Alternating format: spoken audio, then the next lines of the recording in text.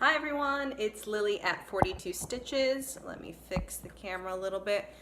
Trying not really a different spot, same spot that I've filmed before, just angled a little differently to see if I don't get as much glare, but you are going to get like white half Lily and shadowed half Lily. I know the sound quality on my last video was really crummy. I didn't realize it until after I uploaded it. I'm hoping this one's better. My phone has been acting a little weird with its volume when I make calls sometimes. It seems to be better now. Maybe it's self-corrected. I don't really know. So I'm hoping this video comes out okay. If not, I'm still gonna post it anyway with bad sound quality, and I apologize for that.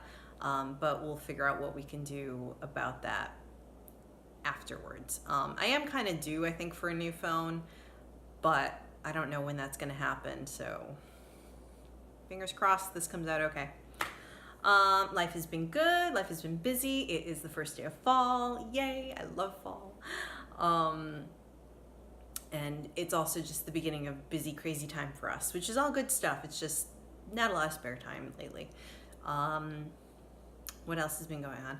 I was contacted by another local stitcher who had submitted also to the local fair, and she got my address and sent me a beautiful card in the mail and wanted to get together, which we did yesterday, and it was a very nice time, and I can't wait to get back together with her to sit and stitch. We mostly just chatted yesterday and showed each other some of our work, and she's got some beautiful work, guys, really, really beautiful work. She goes to lots and lots of different workshops and cross-stitch, I don't know if they're seminars or just forums, or not forums is the right word. What's the word I'm looking for? Presentations, talks, something along those lines that she goes to up in northern Connecticut and in Massachusetts, I think, as well. Clearly it's not as easy for me to go to those things, but I did let her tell her to let me know what might be happening, that I might possibly be able to go to one in the year, but not as many as she goes to. So that's happening. I finally got a frame for the anniversary piece that I've been working on. I'm saying way too many ums today. I'm rushing. That's the problem. I'm trying to do this fast because I got things to do. Sorry, guys. I got a frame. I'm not going to show you the frame. I did post it on my Instagram account with my piece kind of, just jammed in there, not properly mounted, and the ribbon and the lace that I'm going to put on there. So I'm going to wait until I have it fully framed before I show it to you guys again. Just making sure the girl is still sleeping. So that's coming. Probably my next video, I'll have that ready. If I don't get it done this weekend, the weekend after that, I'll have it fully framed and ready to go. What else? Oh, I forgot it. Hold on 1 second. Be right back.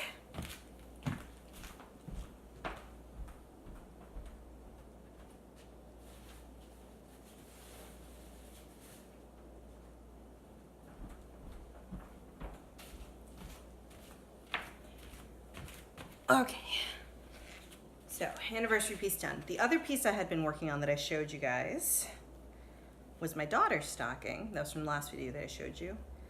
And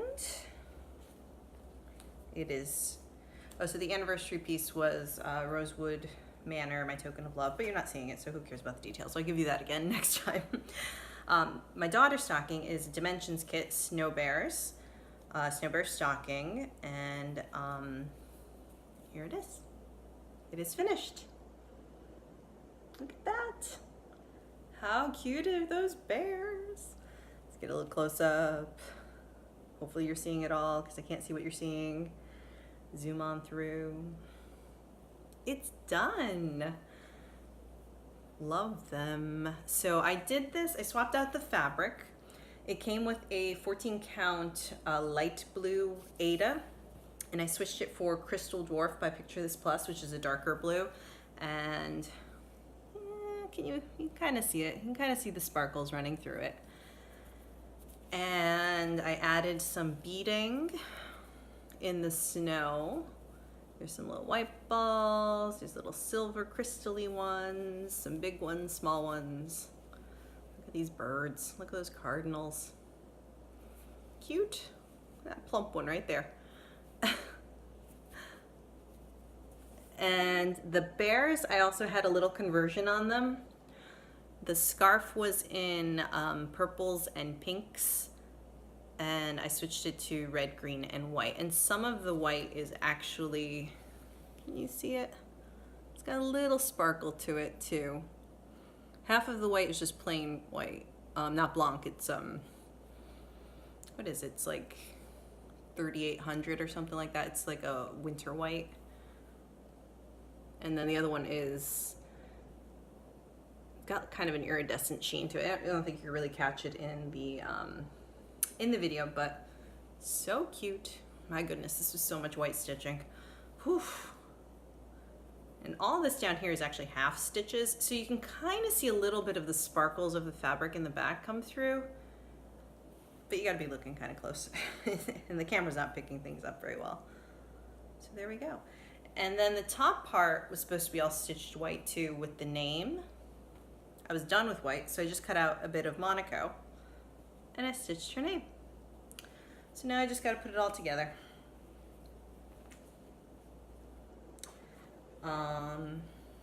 Hold on.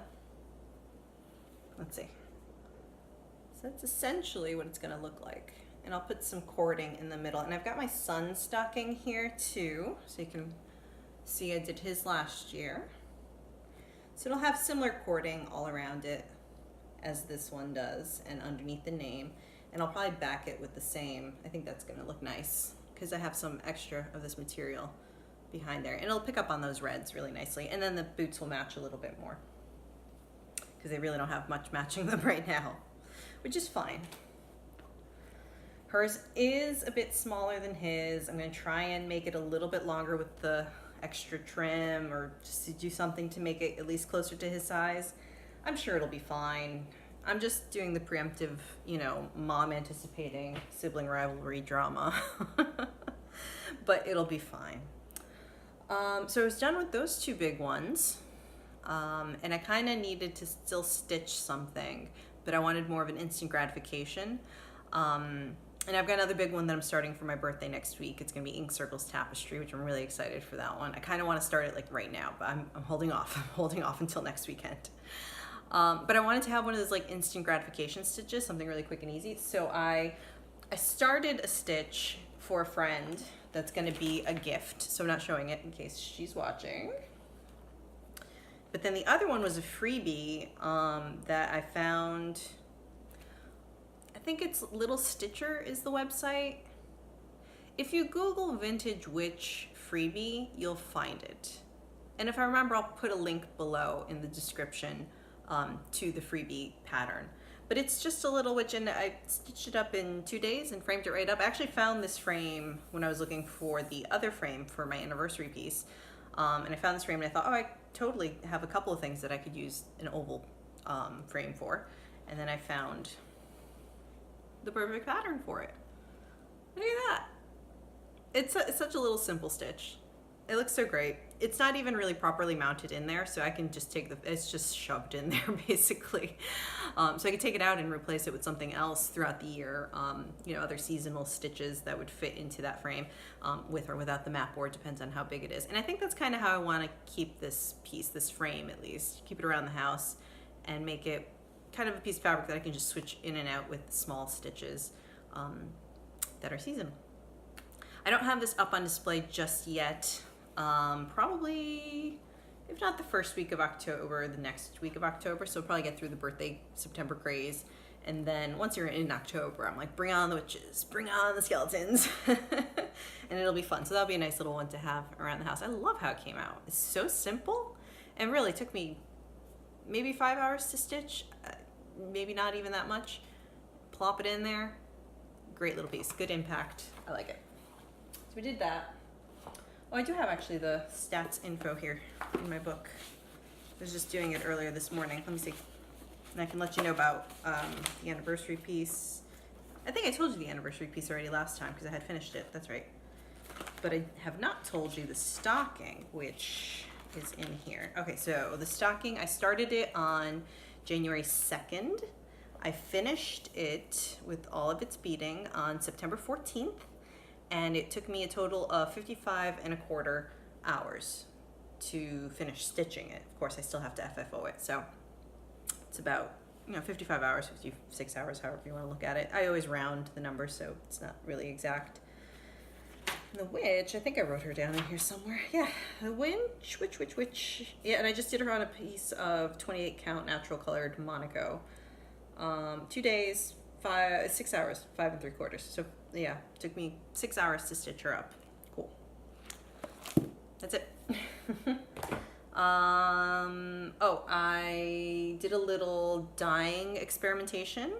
You may have seen it also on my Instagram, what's it called? The stories video things, the ones that go away after 24 hours. I was kind of posting it as it went along. I didn't post a permanent photo, so if you go and look now, you won't see it. So I wanted to try and do either like, I knew I wasn't going to get black, but I was trying to get as dark of a gray as I could, or even a pale gray would have been fine, but I was trying to go into that color range. So I happened to have some black food coloring in my pantry. I had used it to do these kind of crackled looking crazy eggs, deviled eggs with, you mix avocado with the yolk, and then it's like green in the middle and it looks all, anyway, it's really cool looking. And so I had some in my pantry, and I took a bit of white Monaco and it's just dunked it in there in some hot water with the dye, lots of dye in there, and a little bit of salt, because I think salt's supposed to help for some reason, dye on cotton, I don't know. And it was super, super dark when I pulled it out, like pure black. And of course, we know as we rinse it, that's not going to remain. And I didn't want to do the whole baking thing, so I was like, well, even if it fades to a really light gray, that's fine. So I started rinsing it, and as I started rinsing it, the dye that was coming out, you know, it dilutes with the water, and it was turning green. And so apparently black food dye is just super dark green. But the interesting part is that the fabric, the color that remained on the fabric, wasn't black, it wasn't gray, it wasn't even green. It was rust colored. So I don't know what was happening with that. At that point I kind of thought, well, maybe I should just stop rinsing it. But then I wouldn't be able to use the fabric with that much dye left on the fabric. You know, even if I tried to like just let it set like that, I'm afraid it would come off on your hands as you work it and stuff like that. So I had to rinse it. I had to rinse the whole thing out. And it was just this kind of rust color. So I was like, okay, well, let's try and add another color. Let's over dye this. Let's put it in another batch of something. So I figured, well, let's try super dark blue. So I made a super dark blue, because I figured maybe the rust in the blue, it might get you closer to that like gray, or maybe in a purpley kind of a color, like a dark purple. I was like, gray or purple, maybe that might work if I add the blue to it. So I added the blue, and again, it put it in. When I pulled it out, it was super dark.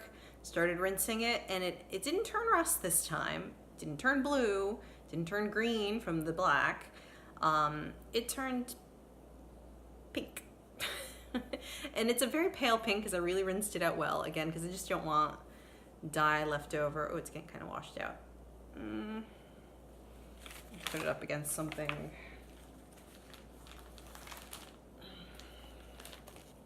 There you go.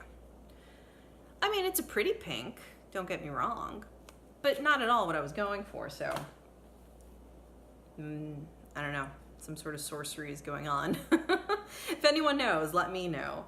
I'm curious, but for now I just have a little pink bit of fabric that I'm sure I'll find something to do. Actually, does it fit in here? It like just fits in the matted, like I'll have to like just lay it there. So I could probably stitch something and put it under the mat and do it that way. That might be cute for the spring, something pink. For science, right? As Trisha says. Okay, what else? See, I don't prepare for these things. I just kind of like, hey, I have a few minutes, let me do a video, but I do scratch a few notes down. I think I got everything. Oh, yeah. So, when I just was touching it. So I went to one of our local thrift shops, which I like to pass by there every once in a while. And I've gotten lucky with a couple of patterns here and there, and even some stitch pieces that I've saved. Not too much, and nothing like, there's been some nice ones, but nothing like really super, wow, I scored on that. Until this week. Was it this week or last week? It was last week, I think. I scored, guys. I like really scored. So all of their patterns, they always mark as 50 cents. So when I was searching through, they don't like look it up to see how much they are. So when I was searching through the area where it's usually mixed in with like quilting patterns and sewing patterns, clothes patterns, that kind of thing, I saw peeking out this. Oh yeah, I got excited. I got really excited. So I quickly pull it out, and it was Lavender and Lace Celtic Christmas, which is a great pattern for 50 cents, especially.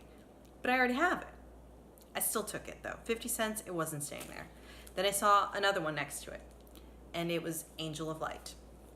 I already have it, but I took it anyway because it's 50 cents for that pattern. Someone was gonna get it, right? Obviously I wasn't gonna keep two patterns, but I was gonna give it to somebody for 50 cents. It's not staying there. But then I saw some more things. Now these are the things that I kept. Well, I got those, and then I was gonna do a giveaway on my video for those two patterns, but I decided the better thing to do was to send them on over to Bendy Stitch, Michelle Bendy, Michelle Garrett, for her Alzheimer's walk that she's raising money for. So I sent it over to her to auction off, and I think she already did actually. I think I checked on her Instagram, and she's already put them up, and 2 people have already snagged them. So fantastic. I was very happy to contribute to that. Check out her stuff if you haven't yet. Go. She's got some really, really, really great stuff that she's selling off, and it's all for a good cause. So go check it out and get something, right? So what else did I find at the thrift shop? Well, obviously I still have another Lavender and Lace that I found, and I don't have this one. And there is a sale going on for it.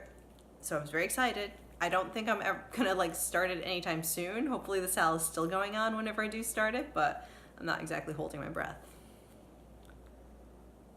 Nantucket Rose. 50 cents, guys. 50 cents. I don't even know what else to say. It's great. And then I also saw Butternut Road. Isn't that one cute? Feathers and Friends. I love it. And it's got geese. I need some cross stitching that has geese in it, right? So I really, really like it. It's I like the colors in it are beautiful. I like the simplicity of it. I love that stick she's carrying. I don't know what it is about that stick, but I really, really love it. So this one might get stitched sooner rather than later. And it looks like it should be not too bad, because it's a lot of like big chunks of color in her clothing. I mean, there's shading obviously in there that might create a little bit of confetti-ness, but nothing crazy. So I think that's gonna happen sooner rather than later. What else did I find there? This one's really nice too. I got the drawn thread, and it's sampler game board. And at first blush, I was like, oh, that's cute. I like it. I'll take it. But then the more I look at it, the more in love I am with it. And it's got all those little sampler houses. And then in between, it's got all those motifs that are upside down, because it's a game board, so it's switched the other way around. I'll probably switch all of those so that they're facing in the right direction, or in the same direction, I should say, when I do finally stitch this. But I really, really like it. Like, the more I look at it, the more I really, really like it. So this one might happen sooner rather than later too.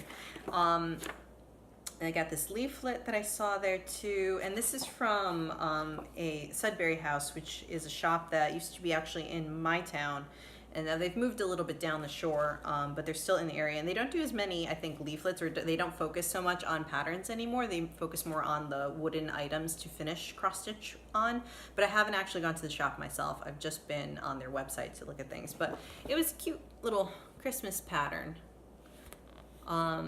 That's nice too. I don't know if I'll do that, but this I like. I think I'd probably do that to kind of put up on the wall for the season. So that was really nice. And then the last thing was a Just Cross Stitch magazine from 1987, way back then. And look at that. Isn't that a gorgeous sampler? I've been thinking of doing a sampler, and I just haven't known which one I wanted to do. And this one kind of just fell in my lap. So I'm thinking this might be the one that I'm gonna have to do it. There's a few more patterns within the book, but there's nothing really too exciting in my opinion. Huh, I didn't notice this, look. It's got the castle in there. That's funny. Available at fine needlework shops, or send check or money order. $3.50 to just cross stitch. That's hysterical. Oh my god, I have to have a better look at this, but I mean, you can see some of the patterns in the back here. This kind of gives you an idea of what it's got inside, but I won't go through the whole thing right now. But this guy is beautiful. I'm so stitching that up. And then it's got the quote on it is, so it's got the alphabets, of course, and then the quote on it is from Corinthians. But now abide faith, hope, love, these three, but the greatest of these is love. So I really like that too. Actually, the frame they used is wonderful too, if I can find something like that. But let's one step at a time, right? That's it. That's it for the cross stitching. Yeah. So the second half of this video, I am actually going to talk a little bit more about my Ancestry DNA results. I did a video on it a while back. So if you're not interested in any of that, you feel free to just cut me off and move on to the next Flosstube video that you have on your list, and I'll see you next time. But if you are interested, stick around. So Ancestry just rolled out a whole bunch of updates. They've got just a bucket load of new reference points, and they changed the algorithm of how they analyze their the DNA. They've refined a lot of the categories. For example, Scandinavia is now not just generic Scandinavia. They actually will break it down now if you're, X amount Norwegian, X amount Swedish, whatever. For me personally, the Iberian, I had a certain amount that was Iberian, but it didn't break it down between Portugal and Spain, and now they do. So let's see. Let me get my stuff. I took a little screenshot on my iPad. Took a couple of screenshots actually. So to remind you of what I had last time. Okay, so last time, and I have a little piece of paper here because I have thoughts. So my first estimate is here. So I was 34% Great Britain, which you might remember really surprised me, 31% Southern Europe, 23% Iberian, and 7% Northern African. So my whole family that I know of, up to my great-grandparents, is all in Portugal. Obviously, this goes farther back than just 100, 150 years. This can go back up to 1,000 years. And even past that, it's going to be even more different. But where they're able to analyze gets to about that 1,000-year range. So obviously, I recognize that. Even though I know my whole family basically to just be from Portugal, who knows? Portugal has been invaded and has invaded so many times. There could be a great mix of people in there. And, the Moors were in there, the Celts were in there, all this stuff. But I was assuming going into my first estimate, I'm like, it's going to be majority Iberian, I'm guessing. 75% is what I'm guessing. And again, you can go to my first video and you'll see that I said that. And then I was leaving 25% kind of open to who knows, right? And I was assuming it was going to be something kind of a Celtic influence, Germanic or Celtic, just because my father and his whole side of the family, they've got these super pale blue-green eyes. Like everyone basically has those eyes. Lots of people had blonde hair. Everyone's pretty fair-skinned.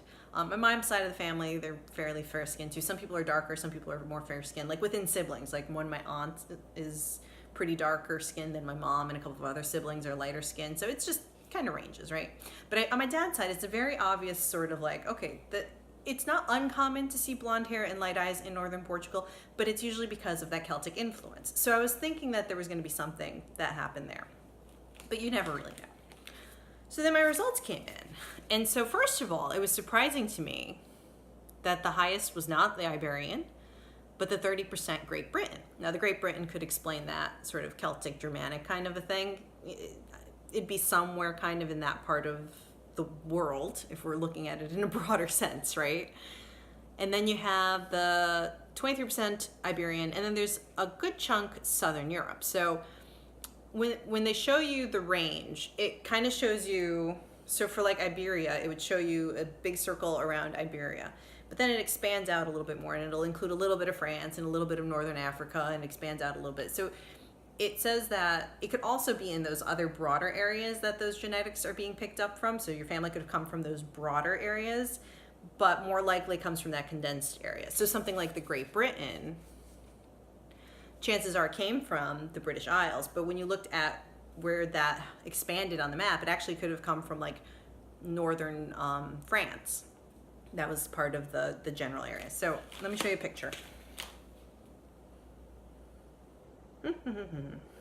So here's my old map. Can I zoom it in? Yeah. There we go. So like I was trying to explain, this one doesn't have the what's the word I'm trying to say? The circles that go out farther. English is my first language. I learned it with Portuguese at the same time, but I promise you, I know English better. So the middle part is obviously more in that Great British area, a little bit of Scotland and all that. But it does expand over here too. You see northern France, right? Same thing with Iberia. The center part of the circle is more focused pretty much here, but it does expand, as you can see, a little bit of northern Africa and into a little bit of France also there. So this was my first estimate. It was the 34% up there, 31% I think I said over here, 23% if I'm remembering correctly there, and then 7% Northern African. And I mean, even though the amounts surprised me, the fact that it was much more British than Iberian, the areas did not surprise me. You know, the Moors from Northern Africa, there was an influence in Portugal. England and Portugal have had a long-standing relationship, so I figured, well, I guess somebody made their way up the Douro River to Trás-os-Montes, and, you know, because the Douro River ends in Porto, and the British were in Porto a lot for port wine. They helped establish that kind of became, the wine was, I'm not going to go into the history of it, but there's a very big connection between England and Portugal, especially in the north. So, and again, even if it wasn't that, it could have been farther back in history when we're talking about those Celtic tribes. And by Celtic tribes, we're not talking Ireland, although there's an influence with that. But if you go back far enough, the Celtic tribes actually came from, I think what's today Austria. So that kind of Germany, Austria kind of area, and these tribes kind of came across Europe and into England. Again, I'm trying to not make this into too huge of a history lesson. And then, you know, the Southern Europe kind of makes sense, and there's an overlap there with Iberia and Southern Europe. So again, these did not surprise me. It was the amounts that surprised me. So I mean, that was cool. I was interested, and I still remain interested. But let's see what happened this past week when they updated my results.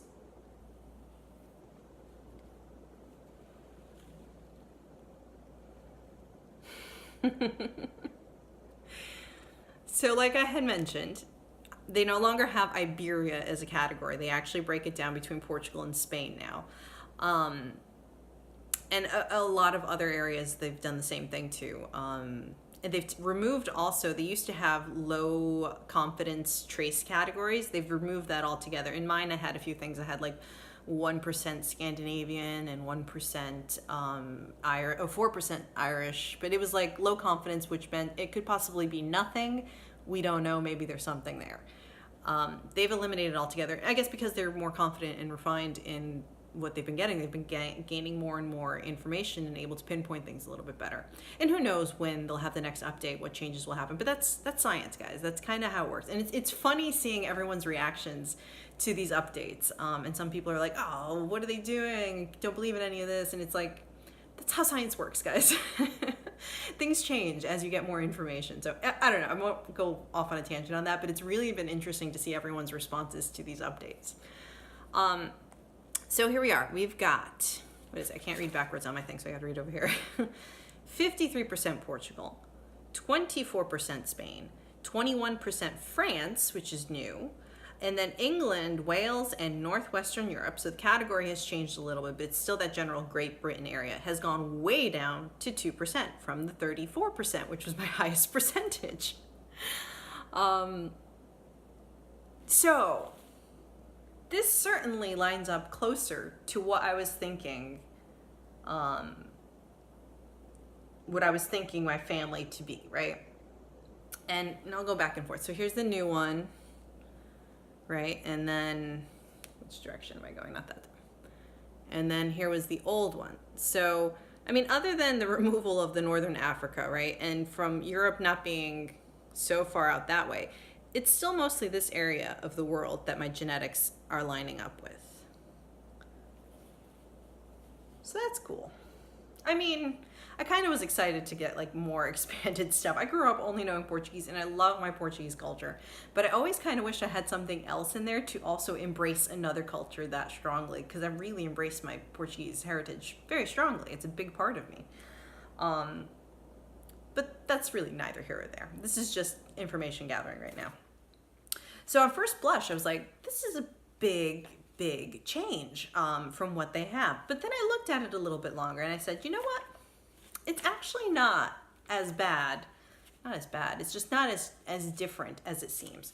So if we look at, how do I want to do this? My visual aids here. So if we look at my first estimate, right?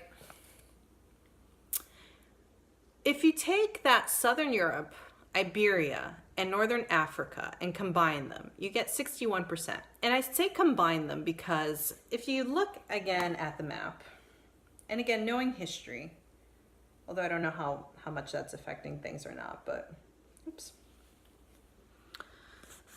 I mean, you could see that those three circles, it's kind of like a Venn diagram, right? Whoops. There's a fair bit of overlap going on here for all these three areas. And like I said, we had a lot of interactions this way, the Romans, of course, this way. So if you kind of put all that together, and then we're talking about kind of this area right here where they all overlap, you get, where am I? 61%, right? And that leaves you with the 34% Great Britain. Okay, well, now let's look at the new results.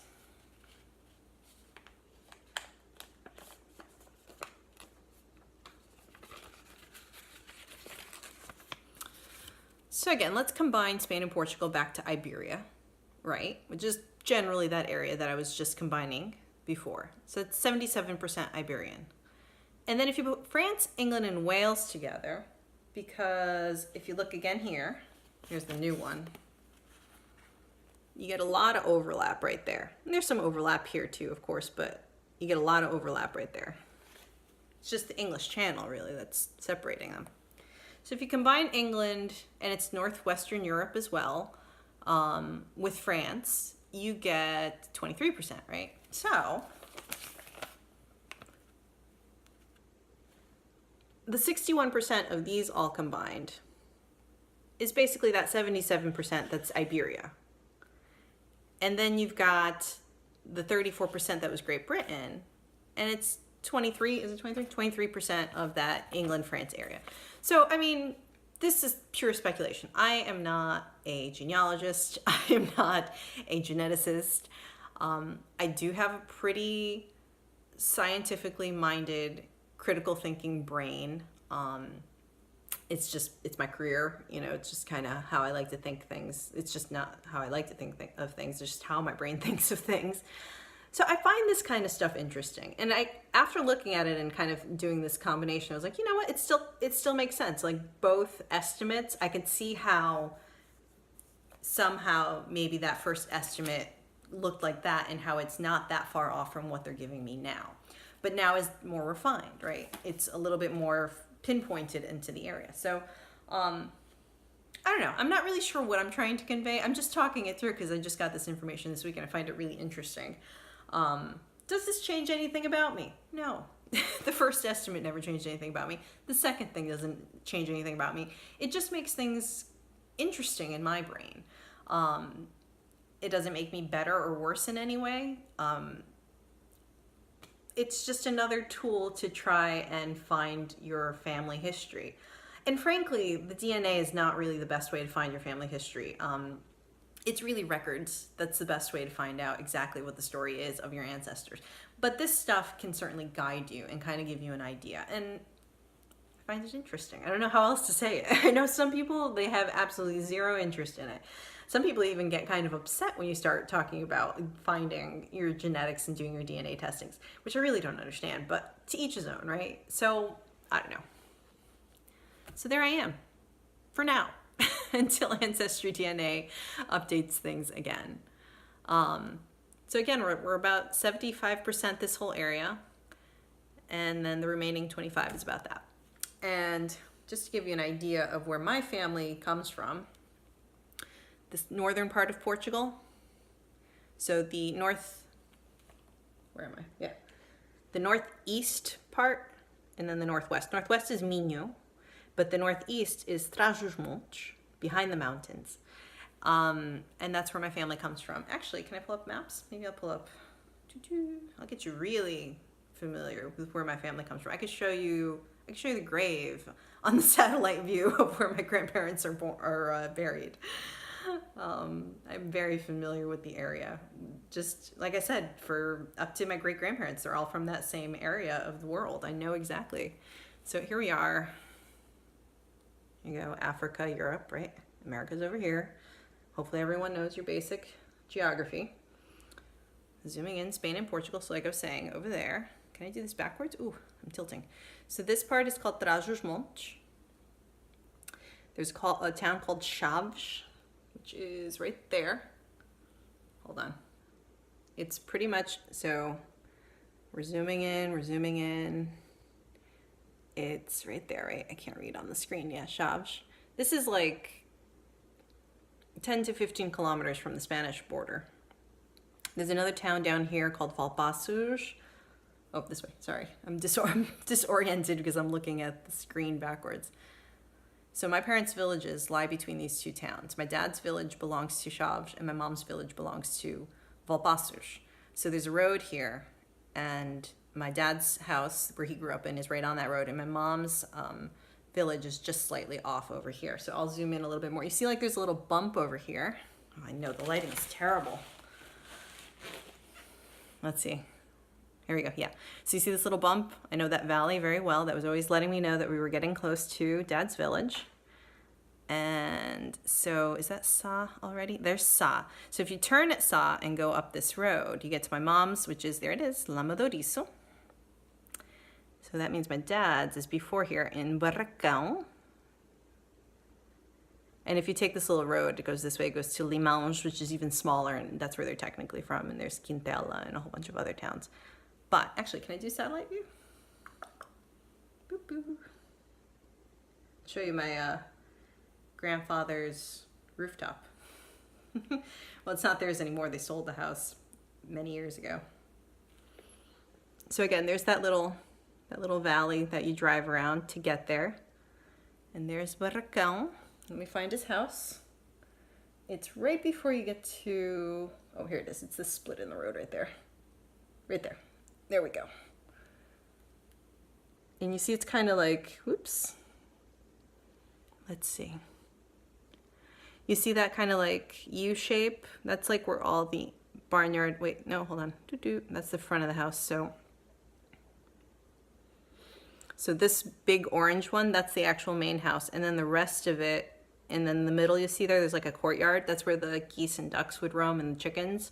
And a goose bit me there once. So all the animals and the hay, and these are all basically farm storage kind of things. Now you take this road. This is our neighbors. They had peacocks. But that's the house. And all these fields around here, they own some of this stuff a little bit farther in. If you go down this way into Limão, so you take this road, and then there's a cemetery right there. So you take this road, you turn there, there's a cemetery, and that's where my grandfather and my great-grandparents are. I hope that's not too morbid for some people, but to me it's not. It's just, that's where they are. I can go there. And on this little corner right here, there's what they call un santo. It's a tiny, tiny little structure. Nope, not that corner, sorry. Again, I'm looking at it backwards. It's this corner. There's a tiny little structure, and it's got a statue of it's got a cross, and then on the bottom there's a plate that says my grandfather and his siblings' names, because they built this. And people will bring wax forms there. Like if you have a bad foot, there's wax foot that you could buy. I don't know if they just do this in Portugal or if they do it in other places. And you bring it there and you say a prayer, and hopefully, you know, God will help you with your ailments. And they sell those, all kinds of body parts in these wax figures. So, oh, right, so then my mom, so let's zoom back out. Okay, so there's the main road again. And there's Sa, which is a big town. Check that out, look. There's gotta be at least 24 houses there. So you go up this road from Sa, and you end up here in Lamadoriço. Oops, a little bit farther up here in Lamadoriço. And when you turn into Lamadoriço, it's gotta clear up for me a little bit. This main opening right here, that's where my grandmother's house is right there. And then my uncle lives up here a little bit farther. Oops, again, I'm looking at it all backwards on there, so it's confusing me. Oh, there's my uncle's house right there. Right there. So when you come from the main road, you turn in. So there's my grandmother's house right there. See all those orange roofs? That's Portugal for you. And this kind of hilltop over here on this side of the road, so there's the village, and then over here, my mom owns some of the lands and her siblings own some of those lands, but right on the top, you see how much rubble it is up there? That's the remains of an old, I'm getting glare, I know I'm getting glare, there it is. That's the remains of an old Moorish fort. Archaeologists have been there. They've been all over the place there to check these things out. But you kind of see it kind of built into the very ground part. You'll see a couple of stones that are just kind of put together. And there's no marker there to say, oh, this is some historical site or anything. It's not that marked there, I guess. But you can tell that it was some sort of structure that was there. And they've dated it to the time when the Moors were there. So, kind of interesting. In northern Portugal, you also find a lot of stone pig statues, and that was a big thing for the Celtic tribes that used to be in the area. None that I know of near where my family is from, like in those particular villages that I was pointing out, but I'm sure all through that general Trás-os-Montes area and Minho, that whole northern stretch of Portugal, and into Spain too, I'm sure, in Galicia, which is in the north, you'll find a bunch of that. So, yeah, just random history for the day. That's all I got. I'm gonna go make my grocery list so I can do something productive today and take the girl out to do the groceries once she wakes up. And I'm gonna go jam some food in my mouth too because I'm hungry. Okay, bye everyone. Happy stitching.